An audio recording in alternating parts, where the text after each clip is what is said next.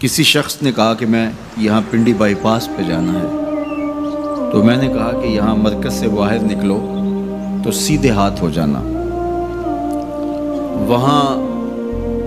آگے main road آ جائے گا تو اس سے دائیں ہو جانا، کچھ فاصلہ کاٹو گے تو آگے بائی پاس ہوگا۔ تو یہ ہے ارات الطریق، راستہ دکھلانا، اس کی رہنمائی کرنا۔ تو ہدایت کا ایک معنی یہ ہے رہنمائی، لیکن وضو کر کے قبلہ رو کھڑا ہو کے ہاتھ باندھ کے جب کوئی کہہ رہا ہے کہ اہدنا الصراط المستقیم، تو اس کا مفہوم ارات الطریق نہیں ہوگا، چونکہ وہ راہ دیکھ چکا ہے تو تبھی یہاں تک پہنچا ہے۔ اب اس کا دوسرا معنی ہوگا ایصال الی المطلوب، مطلوب تک پہنچنا۔ اور وہ کیسے ہے کہ کسی نے کہا کہ میں نے بائی پاس پہ جانا ہے اور آگے میں نے شہر کی طرف جانا ہے، تو میں نے اس کو کہا یہاں سے نکلو، دائیں ہو جاؤ، پھر جو ہے وہ پھر دائیں ہو جانا، پھر بائیں جانب کی ڈائریکشن لینا، پھر آگے چلے جانا تو شہر آ جائے گا۔ تو اس کو تھوڑا سا فرق لگ گیا تو وہ شہر جانے کی بجائے وہ گجرانوالہ کینٹ پہنچ جائے گا۔ ارات الطریق میں بھٹکنے کے امکان موجود ہیں، اور اگر کوئی راستے میں بھٹکانے والا کھڑا بھی ہو، ٹریفک پولیس کا وارڈن راستے میں کھڑا ہو اور اس نے وردی وہی پہنی ہوئی ہو، تو وہ کہے کہ نہیں تم ادھر جاؤ، تو گو میں نے راستہ دکھا دیا، لیکن وہ شخص اس شخص سے دھوکہ کھا جائے گا کہ یار یہ ٹریفک پولیس کی وردی میں ہے تو یہ تو غلط نہیں بتا رہا، تو وہ اس کو کسی اور سمت گھما کے پہنچا دے گا۔ اب راستہ اگر صرف دکھلانا ہی منزل تک پہنچنے کی ضمانت ہوتا تو لوگ راستے سے بھٹک دینا، کیونکہ راستے میں ایک جعلی وردی پہنے کھڑا ہے جو لوگوں کے راستے خراب کرتا ہے، اور اس نے اللہ کی حضور، اللہ کی عزت کی قسم کر کے کہا تھا لَأَقْعُدَنَّ عَلَىٰ صِرَاطِكَ الْمُسْتَقِيمِ، مالک تیری طرف جو سیدھی راہ جاتی ہے میں اس راستے پہ کھڑا ہو جاؤں گا اور تیرے بندوں کو تیرے تک نہیں پہنچنے دوں گا، دائیں بائیں بھٹکا دوں گا۔ تو ارات الطریق میں بھٹکنے کے امکان موجود ہیں۔ اور دوسرا ہے ایصال الی المطلوب، آپ نے کہا کہ میں نے شہر جانا ہے، مجھے راستہ بتاؤ،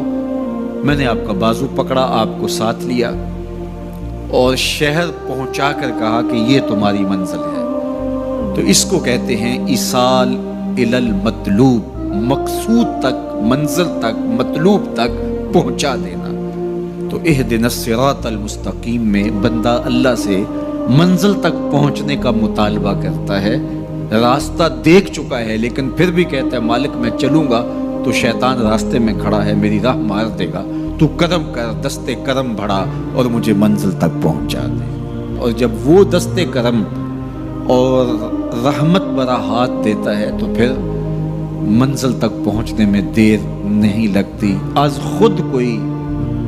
جتنا مرضی سفر کرے منزل نصیب نہیں ہو سکتی جب تک اس کی کرم نوازی نہ ہو۔ بہلول دانا دریائے دجلہ کے کنارے پہ گھوم رہا تھا کہ ہارون الرشید نے کہا کہ اس کو میرے تک پہنچایا جائے، تو اوپر والوں نے کمند نیچے پھینکی اور نیچے والے خدام نے اس کو پکڑ کے اس کمند میں بٹھایا اور ان اوپر والوں نے اوپر کھینچ لیا، تو 2 لمحوں کے بعد محل کی چھت پر بادشاہ کے سامنے تھا۔ تو بہلول کو ہارون الرشید نے پوچھا بہلول بتاؤ خدا تک کیسے پہنچے ہو؟ تو بہلول نے مسکرا کے کہا بادشاہ جیسے آپ تک پہنچا۔ کہا بات سمجھ نہیں آئی، کہا میں خود آنا چاہتا تو کئی واسطوں سے گزر کے دیوان خانے میں پہنچتا، پھر درخواست جمع کرواتا، اور پھر آپ تک کئی واسطوں سے وہ درخواست پہنچتی، پھر آپ وقت دیتے، جو وقت آپ نے دیا ہوتا، ہو سکتا ہے آپ کے کوئی شاہی مہمان آ جائیں اور کسی ملک کا کوئی سفیر آ جائے اسی تاریخ کو، تو میری ملاقات منسوخ ہو جاتی، میں چاہتا تو مہینے سال لگ جاتے، ملاقات ہوتی نہ ہوتی، اور جب آپ نے چاہا ہے تو 2 گھڑیاں بھی نہیں لگی۔ تو کہا کہ ارات الطریق نہیں، راستہ تو دیکھا ہوا ہے، سجھائی دے رہا ہے، لیکن کہیں شیطان راستے میں ہماری راہ نہ مار دے، ہم خود تھک کے نہ بیٹھ جائیں اور راستے کی پیچیدگیاں ہمیں کہیں کسی اور سمت نہ لے جائیں، تو تو مالک کرم فرما، دستے کرم بڑھا اور ہمیں منزل تک پہنچا دے۔ تو جب یوں سوال کیا تو جواب کیا آیا؟ صراط الذین انعمت علیہم۔ تو یہ سائل کے سوال کے اندر ہی جواب ہے، فوراً اس کے لبوں پہ یہ سوال جاری کر دیا گیا جس میں جواب ہے مالک ان لوگوں کے راستے پہ چلا جن پر تیرا انعام ہوا۔ اور اللہ کا انعام کن پر ہوا؟ انبیاء پر، صدیقین پر، شہداء پر اور صالحین پر۔ اس طبقے پر اللہ تعالیٰ کا انعام اور اس کی کرم نوازیاں نازل ہوئی ہیں۔ تو کہا اگر تم میرے تک پہنچنا چاہتے ہو تو انبیاء کے راستے پہ چلو، صدیقین کی راہوں پہ چلو، صالحین اور شہداء کے راستے پہ چلو، تمہیں منزل نصیب ہوگی۔ یہ وہ خوش نصیب لوگ ہیں جو میرے تک پہنچے ہوئے ہیں، اور جب تم ان تک پہنچ جاؤ گے جو خدا رسیدہ ہیں تو تم بھی منزل تک پہنچ جاؤ گے۔